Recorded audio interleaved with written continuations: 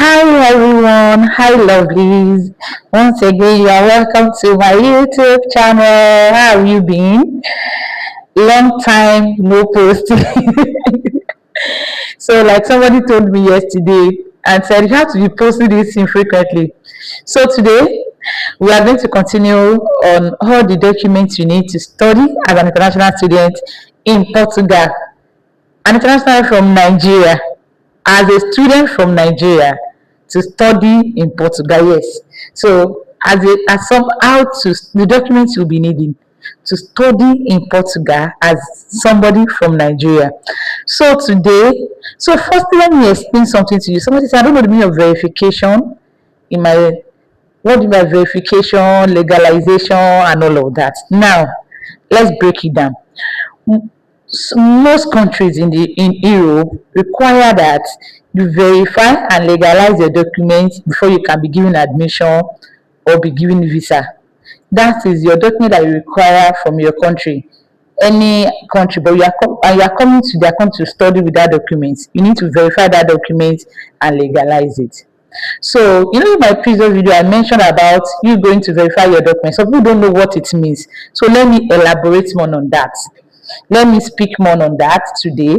So, when I said verification of document, in my last video, I said that after I mentioned the documents you will need to study in Portugal for your master's program, I talked about you taking your documents to Ministry of Education, then to Foreign Affairs, then to Embassy to verify it. Now, let me take you through that process and then tell you the meaning of that so that we can move forward from there, so that you also know what you are doing. So when I say you take your documents, your academic records to Ministry of Education, what education is actually doing is to verify that your document is original, is genuine. So when you submit it to Ministry of Education, they usually get an email from your school. They will ask you your school to send an email to them to verify that your documents are genuine. Now that is based on Nigerian level.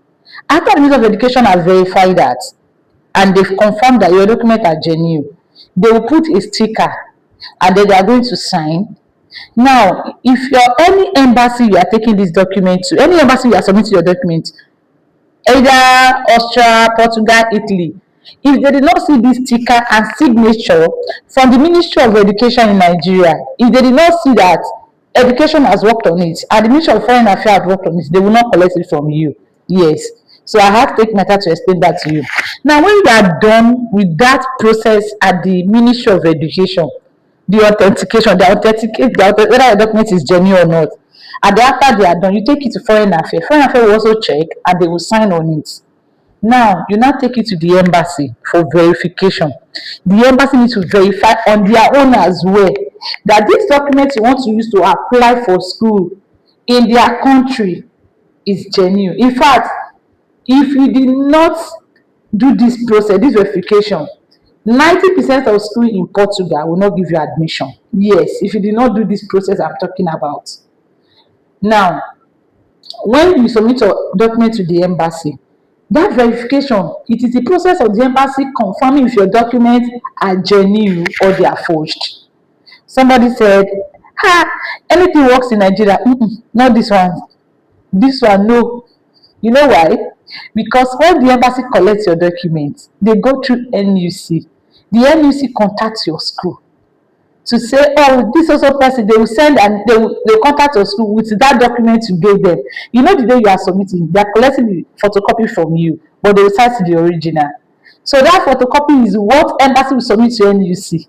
NUC will now contact us, and that is why Portugal does not take HND, because there is no organization that oversees polytechnics in Nigeria. So there's only NUC. Do you understand now? Because for HND, for them to take HND, you have to pay a verification fee, which most schools in Portugal does not even take HND for masters. So, but for BSc, you don't pay any amount for their verification fee. You don't pay any amount because they go through NUC. So NUC will verify through your school that this person documents you have given us as a body to check, the school has gotten back to us that is genuine. NUC will now take that report back to the embassy, to Portugal embassy. The Portugal embassy will now contact you to say, Oh, we are verified, we are done with the verification, you cannot come for your legalization. So that legalization process is the person of them now putting their sticker to say, okay, oh, this document has been legalized for use in any school in Portugal. Do you now understand that process? Authentication, verification, and legalization. If you have more questions regarding this, my Instagram link is in my bio. You can click, follow me, and then send me a DM. I will respond to you. So moving forward, so we all understand now about authentication, verification, legalization. Now let me quickly address this. Somebody say, oh, does it expire? No, it does not, and it does. Let me explain what that means. Education is one time thing. You don't do it again. Foreign affair expire after 6 months. But the moment you put your legalized sticker from the embassy on that foreign affair, it does not expire. But maybe after you must have done it admission foreign affair in Nigeria, and then you have not legalized it at the embassy, or you have not submitted it. Maybe at the point of submission, the thing has expired. The embassy will tell you to go and revalidate it at the Ministry of Foreign Affairs before they can take it. I hope you understand. Do you want me to take that again? The embassy, maybe for instance, this is the fourth month of the year, this is April, and then maybe you have done your foreign affair authentication in the month of November, and maybe your appointment is just say, oh, just wake up in April. I say, okay, let me go and submit my document for verification since I don't have to pay. At that point, they are collecting your documents. If your foreign affair has expired, they will ask you to go and revalidate it and bring it back before they will collect it from you. But the moment you legalize the document, that is it. That one does not expire. It's a one-time thing. Now moving on. In my last video, I spoke about people going for masters in Portugal.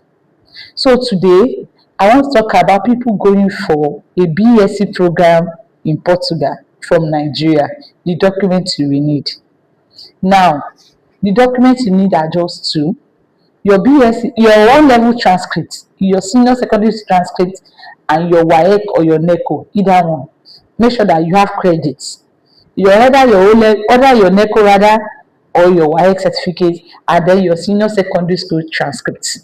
When you have these two together, then you go to the process I mentioned earlier, the authentication administration of education, foreign affairs. By then you should have gotten an appointment. Then you submit at the embassy. Now let me tell you how it is. Now you know, if you are going for masters, if you have a university degree in Nigeria, then you submit at the, I told you you won't pay for verification period, for verification process rather. But if you are going for a BSc program, you are going to pay for verification process. You know why? Because NUC oversees university. There is no organization in Nigeria that oversees secondary school. No. That oversees, O level, the NECO, and like no. So they have lawyers that does this. So you have to pay for that service. And this service depends on the zone that you school. If you school in Southwest, I think it's 250,000 or thereabout. If you school in South, I think it's around 300,000. But they will determine how much you will pay. So you are paying for that process if you are going for a BSc program in Portugal. Yes, you will pay. And then when they are done with the verification, they will also call you to say, we are done, oh, this O level, we have found that is original, it's not fake, oh.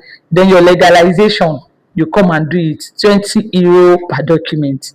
€20 per document.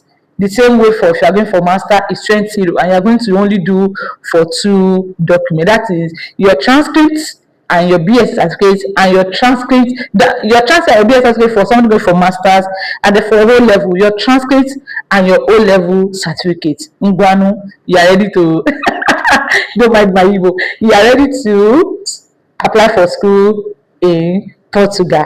Now, one thing about BSc in Portugal is there are less programs rather that are taught in English language in Portugal. If you are going for BSc, there are just few programs that are taught in English language in Portugal.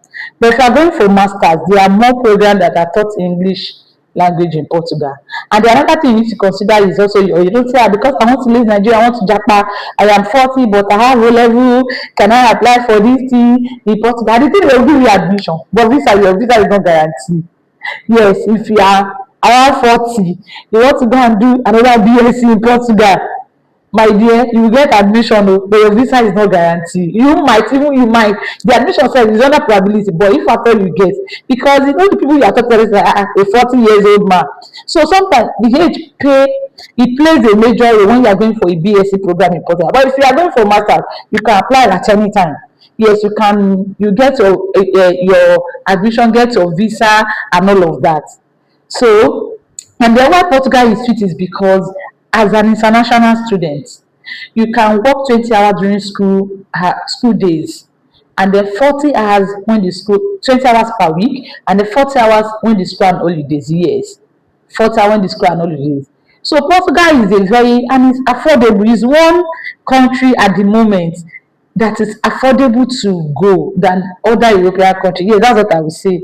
It is one country that with less than 5 million naira, you will pay your school fees, you will pay your application fee, your enrollment fee, and then you can go. The only thing your family are not able to go with you immediately. But when you get here, you do your reunion and they can always come and join you. But I will tell you that as at now, Portugal is still a country that you will love to go as a family person, as a single person. It is affordable.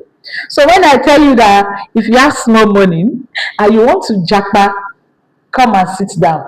I know what I'm saying. And then in my future video, I'll also be telling you about schools you can apply to and that their school fees is not much. Yeah, one thing about Portugal is their school fees is very, very reasonable and then they take installment. There are schools that take semester that you can pay €350 per semester. Yes, there are schools like that for your master's program. There are schools like your first installment before you apply for visa is less than a million naira in Portugal. Yes, they are. So Portugal is a place that you can go with your small money and then start your life. You know, some people say, ah, what about job opportunity? My dear, even within Nigeria, if you move from one state to another, before you say that it takes time. So that is it. But the moment you settle down, you are going to enjoy it. Thank you. See you in my next video. Love you.